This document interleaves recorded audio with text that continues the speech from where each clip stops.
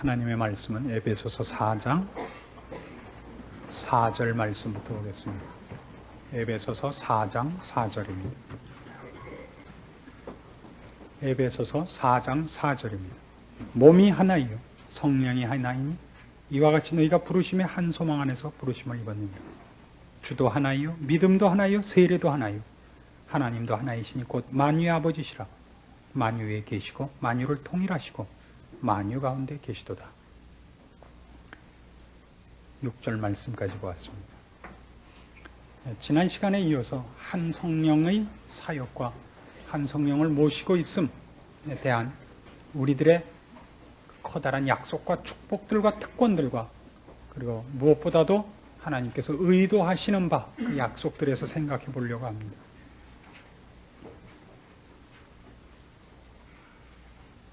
보통 한 개인에게 있어서나 한 교회에 있어서 혹은 한 시대와 한 민족에 있어서 신앙 부흥이라고 일컫는 바 되는 역사가 일어나는 것은 언제나 이 한 성령으로 말미암는 일입니다.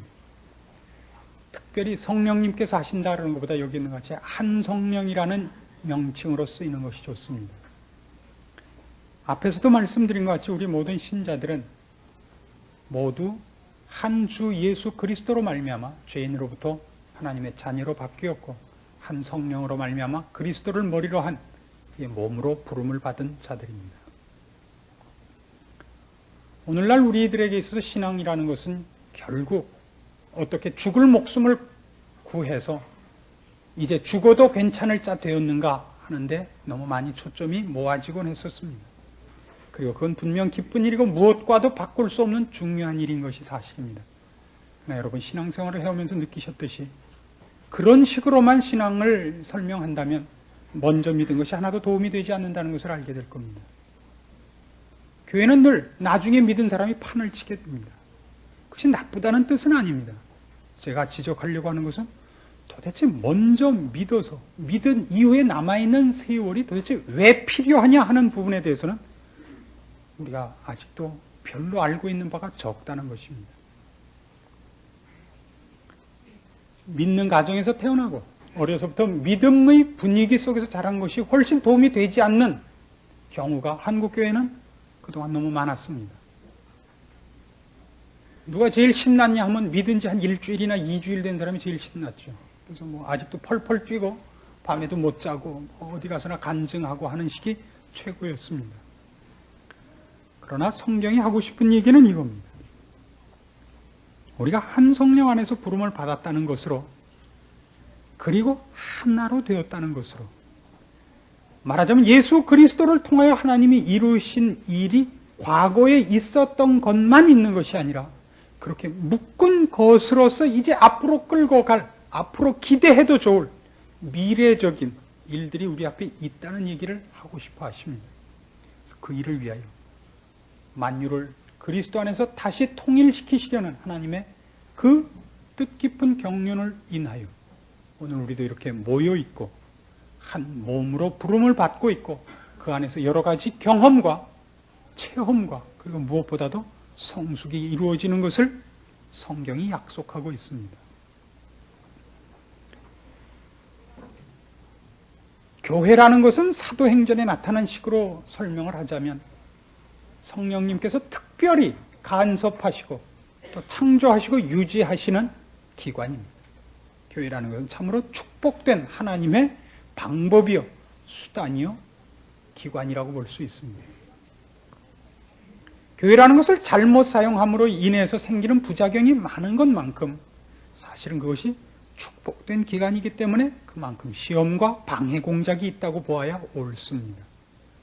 우리는 뜻밖에도 교회가 그 복된 하나님의 간섭과 축복들을 얻는 장소로서 보다는 하지만 사회 앞에 자신을 증명하거나 교회와 교회끼리의 쓸데없는 경쟁으로 더 많이 우리 신앙을 피곤케 하고 낭비케 한 부작용만 더 많이 알고 있습니다.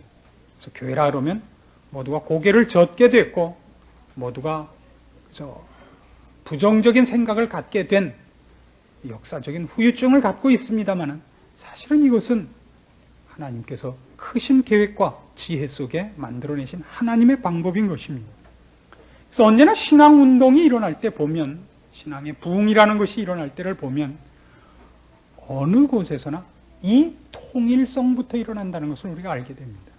여러분, 개인적으로도 신앙의 부흥을 맛본 분이 있다면, 신앙적인 그 격앙된, 그 넘치는 충만감을 맛본 적이 있다면, 그것이 혼자 있을 수 없는 분위기를 만들어낸다는 것을 경험하셨을 겁니다. 그건 가만히 있을 수가 없습니다. 누구에겐가 쏟아 부어야 되고 누구를 만나야 되는 그런 일종의 풍성함이 있단 말입니다. 충만함이 있고 넘쳐남이 있다는 것을 경험하실 겁니다. 우리의 신앙 운동에 있어서 가장 부작용을 난 것은 바로 그 넘쳐남이 그 개인이 누리는 기쁨과 감격으로만 초점이 갔기 때문에 부작용이 생기기 시작했습니다. 내가 얼마나 기뻤던가, 내가 얼마나 그때 마음이 평안했던가. 그래서 모두가 성령님께서 우리에게 허락하셨던 이 신앙의 부흥들이 그것이 무엇의 넘침이었느냐는 없이 내가 얼마나 그때 충만했었는가만 이렇게 경쟁을 하기 시작해서 모두가 말하자면 금식 기도라는 것이 하나님 앞에 엎드려 들어가서 하나님의 도움을 구한 신앙 고백이면서도 조금만 잘못 사용하면 이력서에 붙는단 말이에요. 40일 금식 기도 3회 실시. 이런 게 경력에 붙으면 참 창피한 것 같이 모두가 신앙 문제에 있어서 신앙의 부흥을 맛본 것을 개인적으로 내가 얼마나 그때 기뻤는가, 그 표현만이 모두 앞장서는 바람에 꼴보기 싫은 일이 되고 말았습니다. 여러분 아십니까? 그게 개인을 치장하는 것으로 왔을 때 통일성이 없어지고 분열을 만들어낸다는 것을 금방 눈치채야 됩니다. 나는 이렇게 기쁜데 왜 당신은 기쁘지 않으냐라고 분열을 만들어내더라고요. 성령님께서 원래 의도하시는 것이 아니에요. 하나님께서 우리에게 약속하신 것이 아닙니다. 신앙의 부흥이 일어날 때는 언제나 이 통일성이 더욱 두드러지게 나타납니다. 통일성이란 뭐냐 하면 우리가 어떻게 모두가 한 하나님 아래 있는가? 동일한 사랑을 받고 있는가? 한 주 예수 그리스도로 말미암아 이 자리에 왔는가? 우리가 어떻게 똑같은가? 생긴 것이 다르고 성격이 다른데 어떻게 이렇게 동일한 신앙을 동일한 분을 향하여 고백하고 있는가? 고백을 들어보면 누구는 산 기도하고 누구는 바다에 가서 기도했는데 동일한 답을 얻었는가? 누구는 40일 금식 기도했고 누구는 버스 타고 다른 데 가다가 동일한 행복을 얻었는가? 다양하나 동일한 통일성이 있다고요. 즉 넘쳐나는 내용이 한 성령, 한 부르심, 한 주, 한 하나님인 그 내용, 그 주체자가 드러나는 것으로서 언제나 신앙 부흥은 정의되는 것입니다. 죄라는 것은 그 여러 가지 특징 중에 제가 즐겨 사용하는 표현대로 하자면 죄가 갖는 특징 중에 하나는 자존심입니다. 하나님 앞에서까지 자존심을 내세우는 겁니다. 대등한 입장을 요구하는 거죠. 그러니까 또 큰 특징 중에 하나는 분열입니다. 모두가 신이 되어버렸기 때문입니다. 우리는 하나님으로부터도 도망쳐 나오고 하나님과도 대등하려고 한 자들이요, 더더욱 인간끼리는 아무도 아무에게 고개 숙이지 않는 자가 되었습니다. 가인은 아벨을 죽일 수밖에 없었고, 역사상 사람은 자기가 그냥 싸워서 그냥 경쟁해서 이길 수 없는 자는 죽여서까지 이기고 싶은 자가 되고 말았습니다. 모두가 신입니다. 모두가 분열되어 있습니다. 모두가 명령만 내리고 상대방을 자기 발 앞에 무릎 꿇리려 하고 있습니다. 여러분 아시다시피 한 성령께서 그가 우리 안에 우리 모든 성도들에게 동일하게 계시며 같은 성령님을 모시고 있다는 것을 두드러지게 나타낼 때 우리는 모두 분열에서부터 해방되게 됩니다. 그것이 큰 특징 중에 하나입니다. 여러분 그런 경험이 있으리라고 생각하십니다. 성경에는 이런 경험을 제시하고 있습니다. 사도행전 2장에 나타난 바와 같이 오순절 성령이 임하셨을 때에 그때 모였던 모든 성도들이 자기의 소유를 포기했었다고 되어 있죠. 모두가 소유를 나눴으며 자기 욕심에서 해방된 모습을 보게 될 것입니다. 교회 역사는 어느 때에도 말하자면 한 번 해놓은 것을 오고 오는 세대들이 그저 울고 먹는 식으로 되어 있는 것이 없다는 것을 명심해야 됩니다. 약간 얘기가 비약을 했습니다마는 앞에 있었던 이런 얘기들, 성령님의 나타나심, 한 성령으로 부름을 받았다는 우리에 대한 권면들, 약속들이 갖는 그 폭넓은 것들을 생각하면서 갑자기 이런 생각이 드는 겁니다. 왜 그것들이 그토록 넘쳐나는 기적들과 사건들이 왜 오늘날 우리에게는 연결되지 않고 있는가 하는 질문이 그냥 저절로 나오기 때문입니다. 그것은 언제나 기계적이지 않기 때문입니다. 우리가 기억을 할 건 이겁니다. 지금 본문에 있는 것 같이 여러분 잘 아시는 대로 4장 1절부터 다시 보시면 그러므로 주 안에서 갇힌 내가 너희를 권하노니 너희가 부르심을 입은 부름에 합당하게 행하여 모든 겸손과 온유로 하고 오래 참음으로 사랑 가운데 서로 용납하고 평안에 매는 줄로 성령의 하나 되게 하신 것을 힘써 지키랍니다. 우리는 하나 된 자들입니다.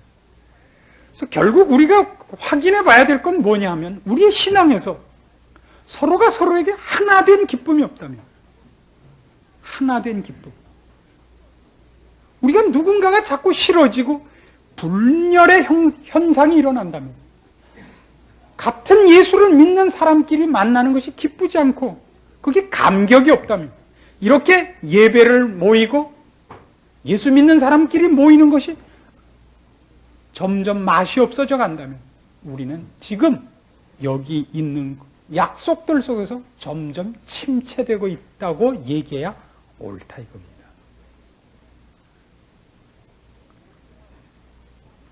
기독교는 그동안 많은 축복 속에서 이 자리까지 온 것만큼이나 부작용도 만들어냈습니다. 그걸 비난하기 위해서 지금 언급하는 것은 아닙니다. 그래서 우리는 갑자기 신앙생활을 한다는 것이 어떤 잘못된 일을 안 하는 것 정도로도 괜찮은 신앙인인 것 같은 생각 속에 빠지게 되었습니다. 그렇죠? 우리는 최소한 이런 건 안 한다. 이런 것이 우리에게 자랑이 되고 말았습니다. 거짓말은 안 한다. 살인은 안 한다. 우상은 섬기지 않는다. 이건 율법이 제시하는 바와 같이 부정적인 표현입니다. 이쪽은 가지 말라는 것은 이쪽으로 가면 나쁘다는 것만을 위해서 존재하는 것이 아니라 이쪽 방향은 틀렸다는 얘기입니다. 적극적으로 뛰어갈 방향이 어디인가 있다는 부정적인 표현이지, 여길 안 간 한 가지 말라는 데를 안 가고 있으면 다다는 뜻은 아닙니다. 율법의 금지사항은 그런 뜻을 가집니다. 반대편으로 돌아서서 가지 말라는 곳에 와서 멈추라는 것이 아니라 이쪽이 아닌 다른 데로 뛰어갈 곳에 뛰어가고 있지 않다는 뜻입니다. 그것들이 뭐죠? 분명히 성경이 여러 가지로 얘기합니다. 성령의 열매를 맺으라 그러고, 성령 안에서의 천국이랑 다른 것이 아니라는 겁니다. 성령 안에서의 화평과 희락과 거룩, 이런 것들이라고 얘기합니다. 예수님께서 성천하시기 전에 그의 제자들에게 약속하신 것 같이 세상 끝날까지 그분이 우리와 함께 하시겠다 그럽니다. 이런 기독교인으로 부름을 받고 한 신자로 부름을 받아 하나님과 동행하며 이 세상을 살되 이 세상에 속하지 아니한 자로서 천국인으로서 하나님의 영광을 나타낼 책임을 지고, 그리고 그것이 우리에게도 기쁨이요 자랑인 자로서 부름을 받고 있습니다. 이런 문제들에 대해서는 우리는 더 이상 거론하지 않는 자리에 오고 말았습니다. 어느덧 걸려든 기독교인들의 올무인 것 같습니다. 우리 교회의 자랑은 뭡니까? 신방 다니면서 여기저기서 얘기를 듣습니다. 다른 교회같이 헌금을 강요하지 않는 것, 다른 교회같이 목사님이 목사같이 생기지 않은 것, 그건 자랑은 아닙니다. 교회 목사가 목사같이 생긴 게 맞죠. 기왕이면 저희 요람 만들 때 그 만드는 편집인들이 많이 그 헷갈렸다 그래요. 그 담임 목사 사진하고 주 암흑의 강도사 사진하고 혹시 바뀐 게 아니냐고. 그렇죠.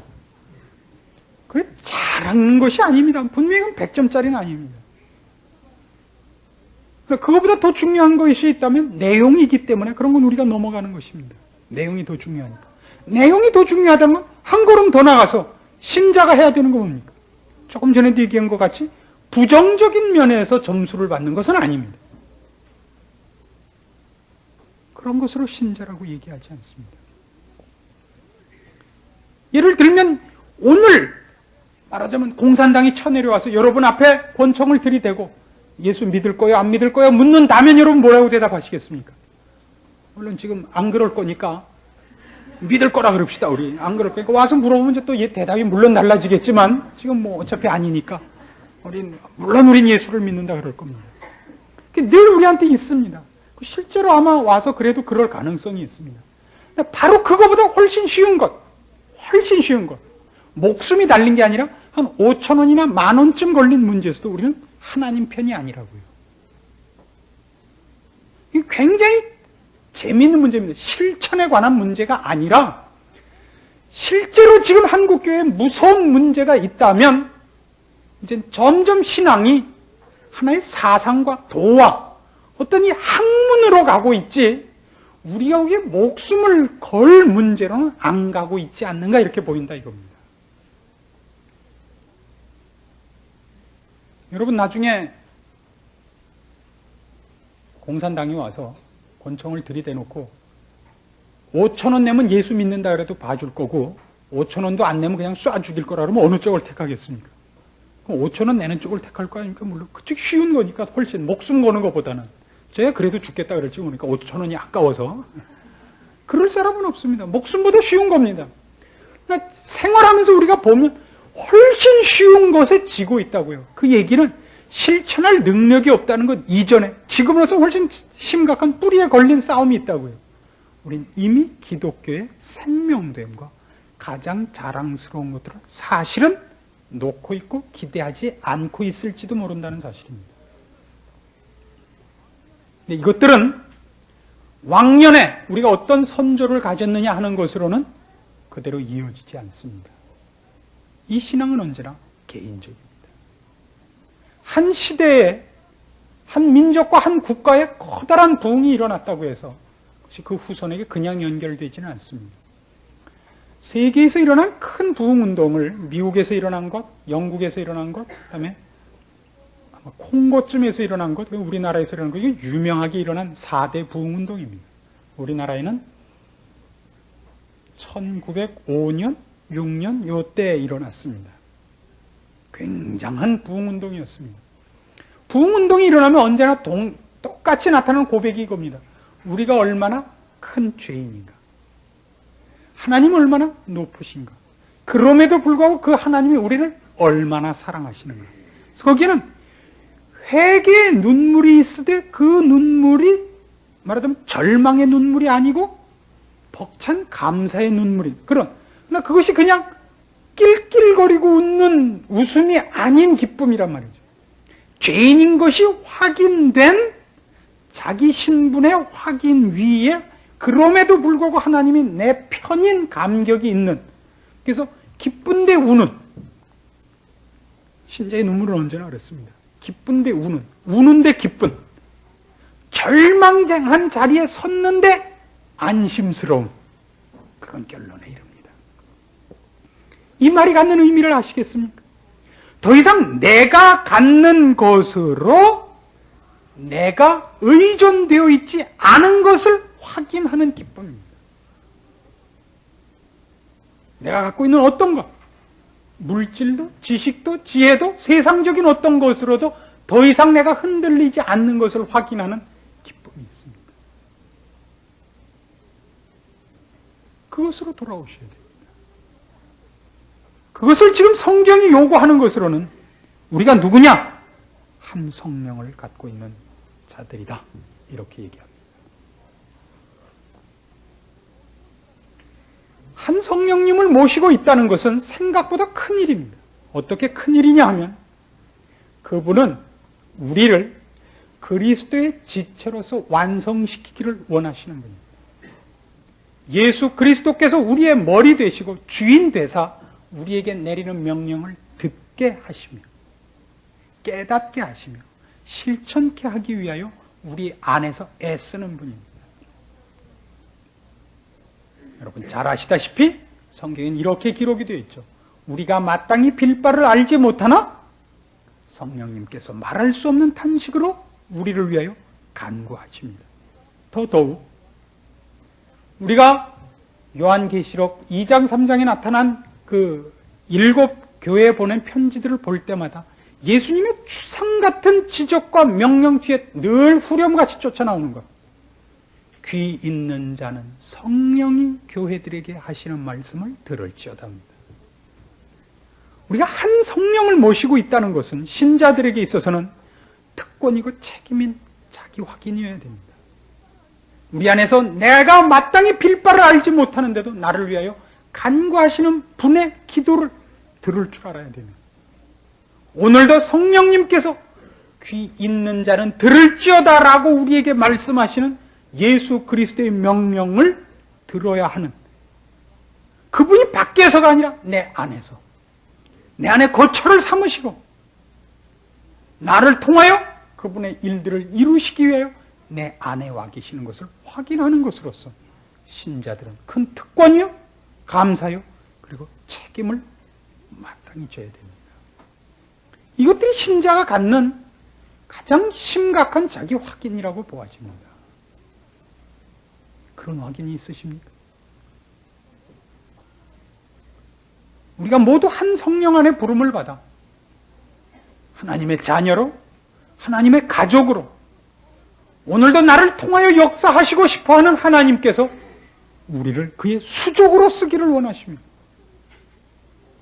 그가 필요한 어떤 일들을 시키기를 원하고 계시다는 것을 내 안으로부터도 반응하고 있고 나를 권면하고 있는 분이 있다는 걸 아는 것입니다. 어쨌든 그것은 내가 반응하지 않아서는 일어나지 않는 일들입니다. 얼마나 우리는 신앙이 막연해졌는지 모릅니다. 내가 괜찮은 일, 선하고 의로운 일에 항복하는 것이 아니라 내 안에 계신 어떤 인격자에게 항복하는 일입니다. 빌립보서 2장에 가면 이 문제는 상당히 재미있는 표현으로 확대 해석되고 있습니다.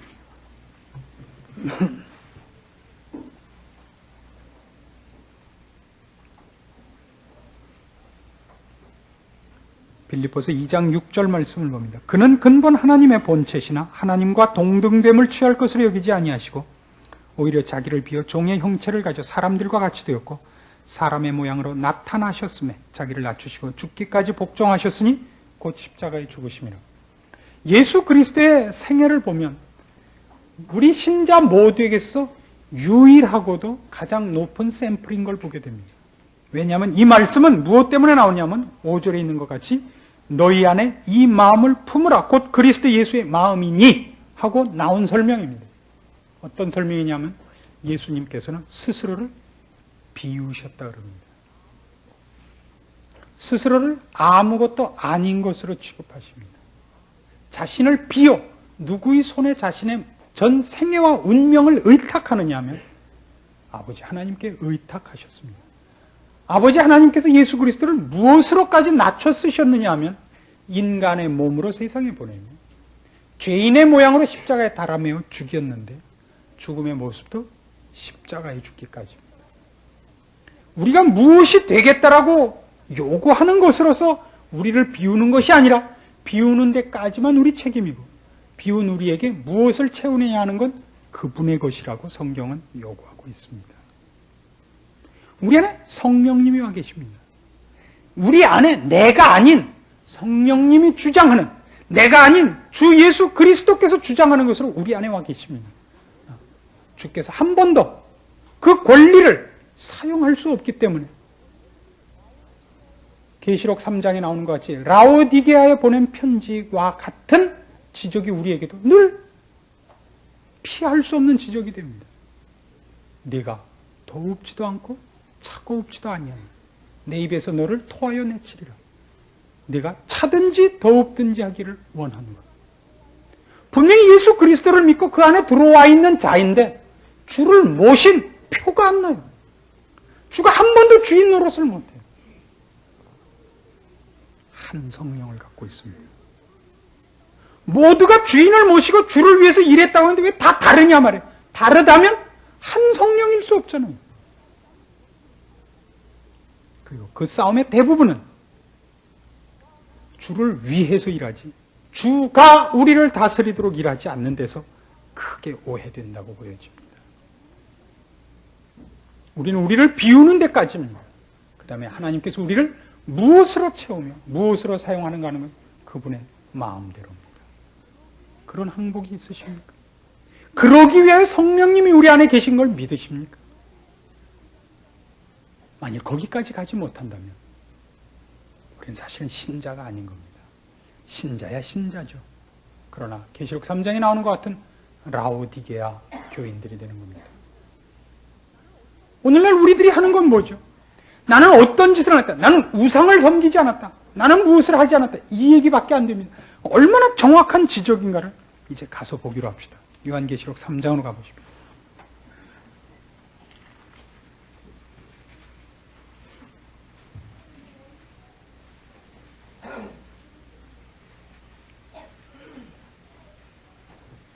(14절) 말씀.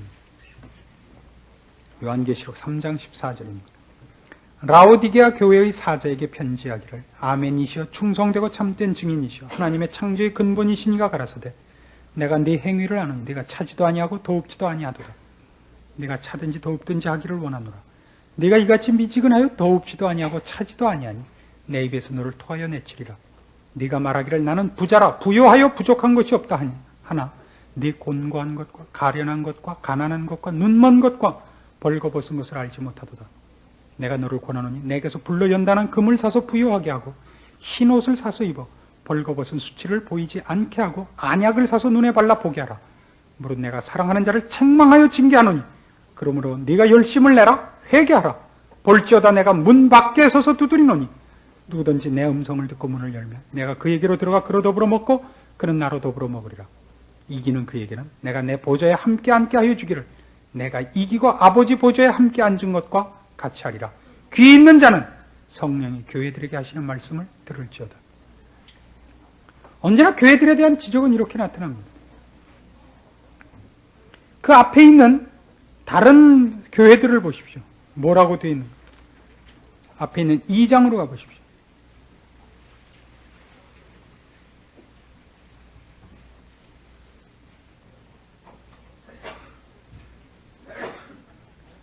예를 들면 12절 같은 데 보십시오. 버가모 교회의 사제에게 편지하기를 좌우에 날선 검을 가진 이가 가라사대 네가 어디 사는 것을 내가 아노니 거기는 사단의 위가 있는 데라. 네가 내 이름을 굳게 잡아서 내 충성된 증인 안디바가 너희 가운데 곧 사단에 거하는 곳에서 죽임을 당할 때에도 나를 믿는 믿음을 저버리지 아니하였도다.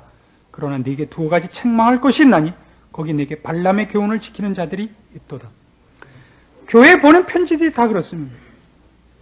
교회들의 큰 실수 중에 하나는 무엇을 하나 이긴 것으로 나머지를 마음 놓고 있다는 사실입니다. 우상을 섬기지 않았다. 환난 핍박 속에서도 배반하지 않았다. 그것이 신앙의 전부는 아닙니다. 결국은 여기 오늘 14절 이하에 있는 라오디게아에 보낸 편지같이 여기서 얘기를 들자면 이거예요. 내게서 불러 연단한 금을 사서 부여하게 하고 흰 옷을 사서 입어 벌거벗은 수치를 보이지 않게 하고 안약을 사서 눈에 발라 보게 하라. 적극적인 어떤 취해하고 해야 할 것들이 있단 말이에요. 무엇을 안 한 것들이 기독교가 아니라 흰 옷을 입을 것이 있고 부여하게 하기 위한 불러 연단한 금을 사는 정금 같은 믿음을 쌓는 일들이 있다고요. 이런 게 없습니다. 우리는 적극적으로 신앙이 되는 문제에 있어서는 지금 어린아이라는 것을 인정해야 될 때가 되었습니다.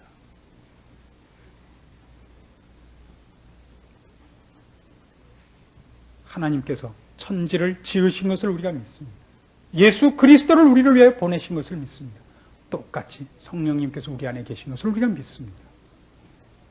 오늘날 우리 신자들의 가장 큰 병이라면 하나님이 천지를 만드신 것도 믿고 심판이 있는 것도 믿는데 그 사이에 살아가는 과정 속에서는 하나님이 간섭하지 않는 것으로 되어 있죠. 불가침 조약을 맺으셨습니까? 그래서 우리는 신자로서 사는 삶에 대한 얘기를 별로 못 듣습니다. 별로 못 듣습니다.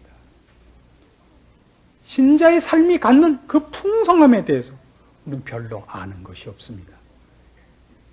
그런 것들이 한국교회에 적지 않았습니다. 한국교회도 물론 있었습니다. 많이 있었습니다. 늘 대부분은 실수하곤 했습니다. 하나님의 나타나심, 성령님의 자신을 나타내시는 풍성스러운 것들이 그 개인이 제대로 감당하지를 못해서 훨씬 밉게 그림을 그린 적이 많습니다. 이런 걸 아십니까, 여러분? 좋은 음식일수록 그것이 흐트러져 있거나 썩었을 때는 더 보기 싫다는 걸 아십니까? 그렇죠? 가장 아름다운 옷일수록 구겨지면 아름다운 것만큼 더 보기 흉하다는 걸 아시죠? 청바지 같은 건 주름 잡아서 내린 게 더 우습죠. 그건 원래 꼬매는 게 당연하지만 잘 입은 이브닝 드레스 같은 것은 만일 뭐가 묻거나 구겨지면 참 보기 싫은 겁니다. 우리가 신앙의 더 높은 경지를 가려고 하면 할수록 거기에 대한 부작용도 훨씬 혐오스러운 법입니다. 그것이 우리를 많이 길을 막았습니다.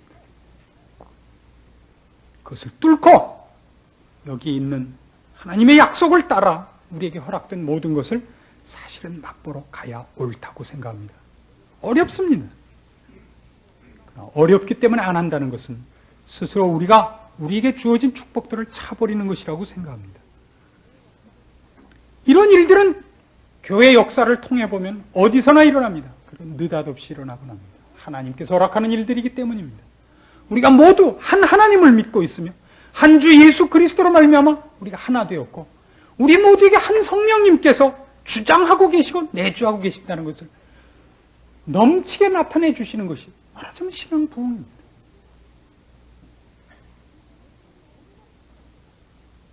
우리 모두에게 너무나 필요한 것들입니다. 신자로 사는 자일수록 이 축복만은, 이 간섭만은 요구해야 됩니다. 그때 우리는 살아계신 하나님과 세상과 나를 직시하게 됩니다. 그의 약속과 그의 영광과 그가 나를 향하여 갖고 계시는 그 관계에 대하여 누구도 뺏을 수 없는 직접적인 확신을 갖게 됩니다. 결국 우리 신앙에 힘이 없는 것은 하나님의 하나님 되심과 하나님이 나를 향하여 갖고 계시는 관계에 대하여 우리가 힘이 없기 때문인 것 아니겠습니까? 그리고 우리는 결국 싸워보지도 않고 후퇴했고 포기하고만 신앙의 전쟁들이 그동안의 과거였다고 밖에 얘기할 수 없습니다. 이런 일들이 무슨 기적과 어떤 신기한 일들을 창출해내는 것으로만 생각하셔서는 안 됩니다. 방언을 하며 예언을 하며 병이 나으며 하는 것들은 훨씬 부수적인 일들입니다. 아까도 말씀드린 것 같이 하나님의 살아계심과 그의 자녀를 향한 직접적인 간섭들이 나타날 때, 이 약속들이 시행될 때 가장 두드러지게 나타나는 것은 하나님과 나와의 관계입니다. 하나님의 하나님 되심에 대한 그 어미로 그 영광을 무엇으로도 설명할 수 없는 것으로 본인이 직접적으로 확고하게 알게 된다는 것입니다.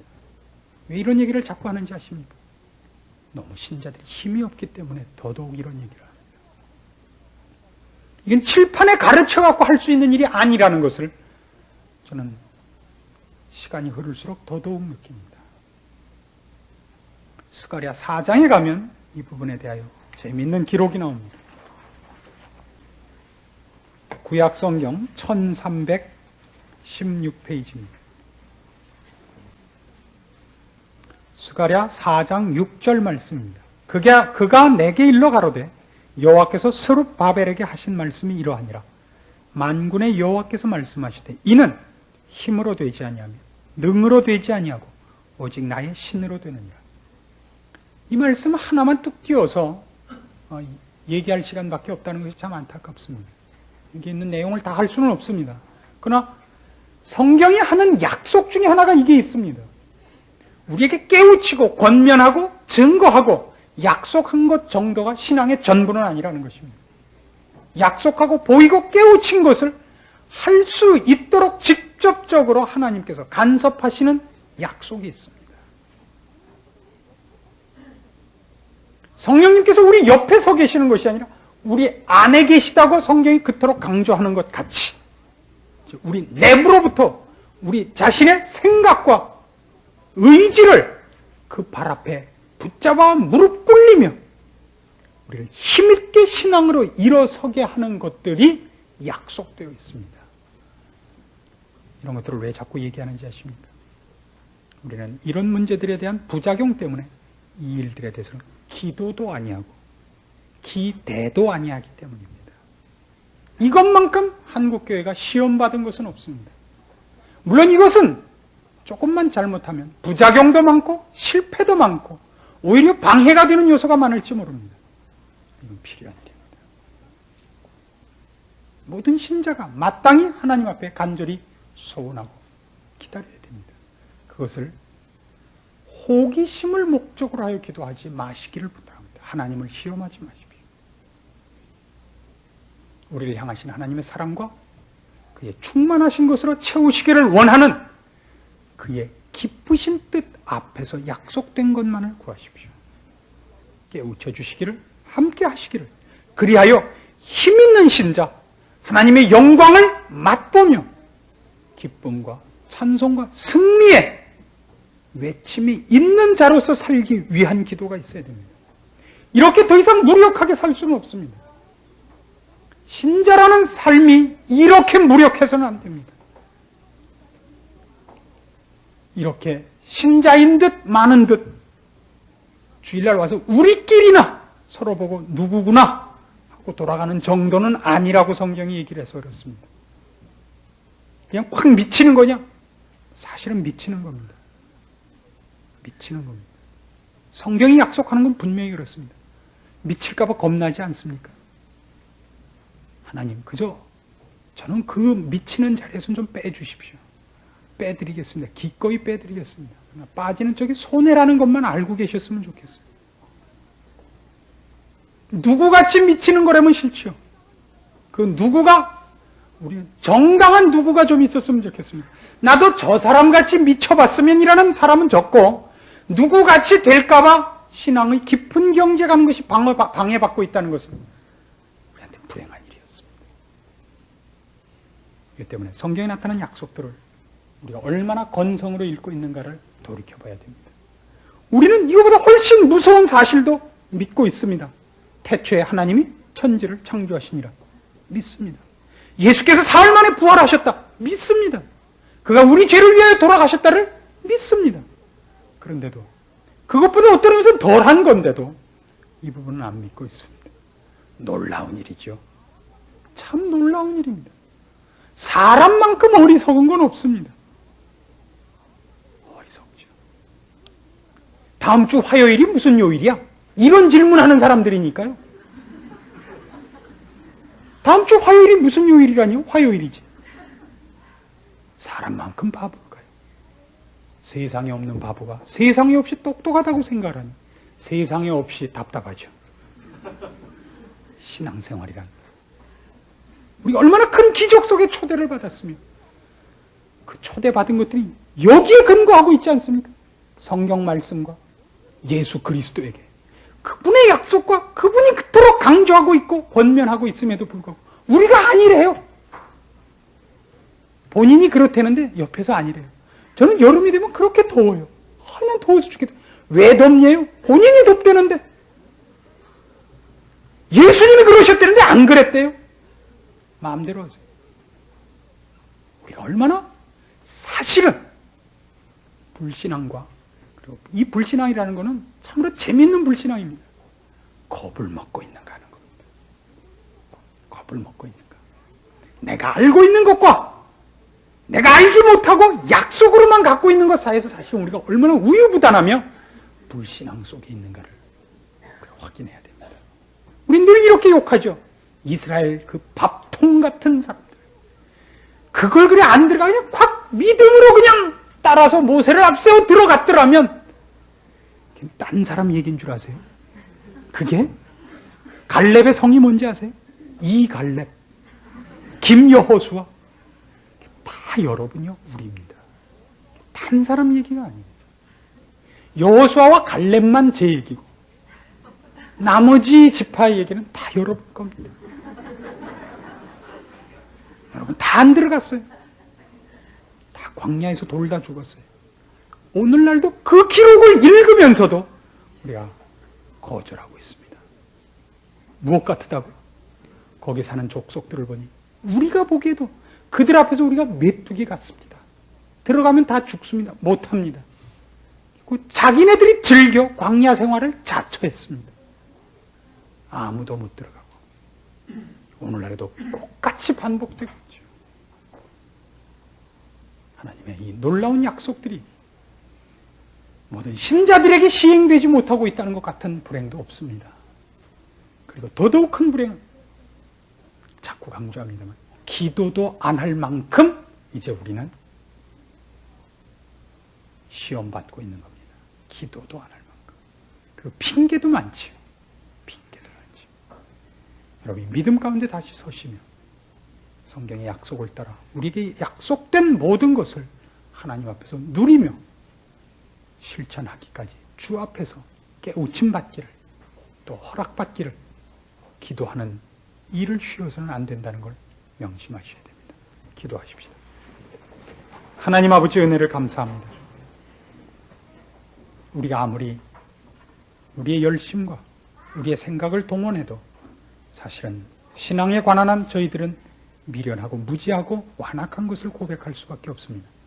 살아계신 하나님, 오늘도 우리에게 하나로 묶으셨고 주 예수 그리스도를 머리로 허락하신 교회라고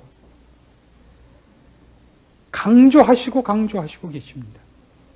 우리가 한 성령을 모시고 있으며 한 성령을 가졌기에 우리가 모두 하나라 그러십니다. 성령의 나타남이 어디 있습니까? 우리 안에 성령님이 계시는 것을 우리가 언제 느껴보았습니까? 그리고 왜 기도도 아니하고 있습니까? 이 놀라운 축복들에 대하여 우리는 왜 기대하는 것도 없습니까? 우리의 무지한 것을 용서하소서. 분명히 성경에 기록된 많은 믿음의 선조들이 주의 영을 따라 노래하며 감옥에도 찬송 속에 들어가며 매를 맞아도 기뻐했다는 기록이 있고 주의 영광을 보고 감사했다는 기록으로 차 있는데 우리는 오늘 왜 이렇게 껍질만 남은 신자들이 되었고 그저 마지못해 교회를 나오는 발걸음이 되었는가? 후회도 없고 따져보지도 않는 자리에 있습니다. 불쌍히 여기시기를 원합니다. 우리의 마음에 다시 한번 성령님의 살아계심과 우리를 묶으심과 주 예수 그리스도 앞에서 우리에게 허락된 모든 축복을 우리에게 허락기 위하여 우리를 위하여 간구하고 계심을 알게 하시고 기도의 불길을 일으키시며 우리 마음으로 갈급히 주 앞에 호소할 수 있게 도와주시옵소서. 주의 교회와 주의 이름으로 거룩한 자 만드신 자녀들을 이대로 내어버려 두시지 않을 것을 믿습니다. 간섭하시고 흔드시고 기독해 하시고 응답받아 그 입술에 찬송이 넘치기까지 놓아두지 마시옵소서. 예수님의 이름으로 기도합니다.